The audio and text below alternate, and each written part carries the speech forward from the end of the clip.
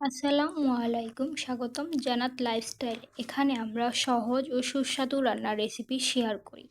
আজ আমরা বানাবো ঘরোয়া স্টাইলে অসাধারণ সুগন্ধি মাখিয়ে গরুর মাংসের হালকা ঝোল।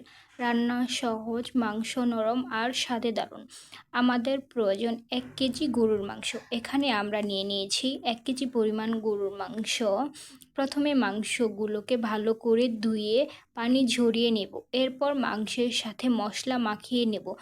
2 টেবিল চামচ আদা বাটা, 2 টেবিল চামচ রসুন বাটা, 2 টেবিল চামচ জিরা বাটা, 1 চা চামচ হলুদ গুঁড়ো, 2 চা চামচ শুকনো মরিচের গুঁড়ো, 2 চা চামচ গরম মশলার গুঁড়ো, স্বাদ মতো লবণ দিয়ে এখন মাংসের সাথে মশলাগুলো হাত দিয়ে ভালোভাবে মেখে নিতে হবে।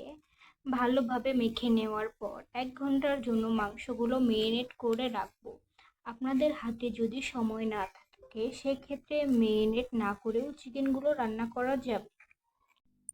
চুলায় আমি একটি হাঁড়ি বসিয়ে নিয়েছি। এবার এর মধ্যে আমি দিয়ে দিচ্ছি আধা কাপ রেগুলার রান্নার সয়াবিন তেল। তেলটা গরম হয়ে যাওয়ার পর 2টো শুকনো মরিচ, 2টো দারচিনির টুকরো, 2টো সাদা এলাচ দেব। এরপর একটি তেজপাতা ছিঁড়ে তেলের মধ্যে ঢেলে দেব।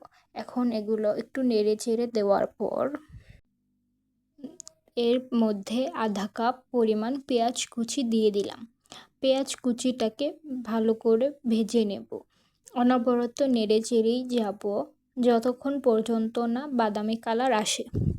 এখন এর মধ্যে মশলা সহ গরুর মাংস টুকরোগুলো দিয়ে দেব। এটা আগে থেকেই মেরিনেট করে রেখেছিলাম। মাংসর টুকরোগুলো দিয়ে দেওয়ার পর সবগুলো একসাথে ভালোভাবে মিশিয়ে নিতে হবে।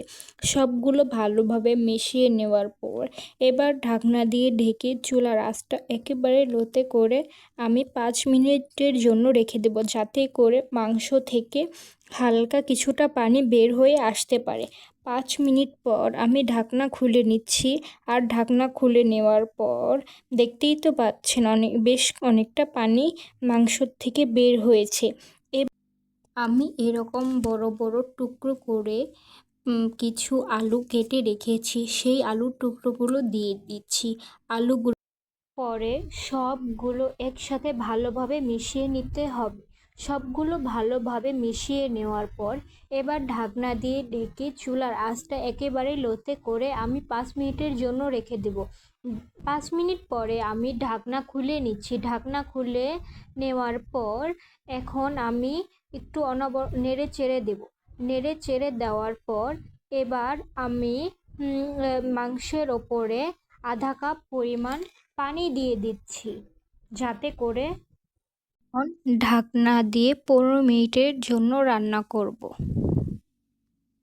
মাংস থেকে তেল বের না হওয়া পর্যন্ত এবার ঢাকনা খুলে নিচ্ছি।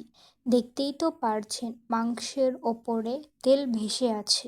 এখন এখানে 2 কাপ পানি দিয়ে দেব ঝোলের জন্য।